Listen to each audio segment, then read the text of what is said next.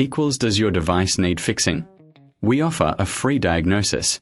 We pick up and deliver right to your door, no calls or travel needed. We send you a quote before repairing, and only go ahead if you approve it. Easy, transparent, and professional. Link in description. To start, ensure you have the right tools.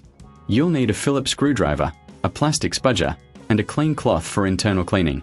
First, power off your Dell Latitude 7440 and disconnect it from any power source. Remove the back cover by unscrewing the screws. Keep them safe for reassembly. Next, carefully use the spudger to detach the battery connector. This step is crucial for safety. Now, inspect the internal components for any visible damage or loose connections. If you see any dust, gently clean the area with the cloth. Once you've checked everything, reconnect the battery and replace the back cover. Secure it with the screws you removed earlier. Power on your device to see if the screen issue is resolved. If the problem persists, consider seeking professional help. We offer a professional diagnosis without obligation. Plus, enjoy pickup and delivery at your home. No calls, no travel, just a simple quote before repair.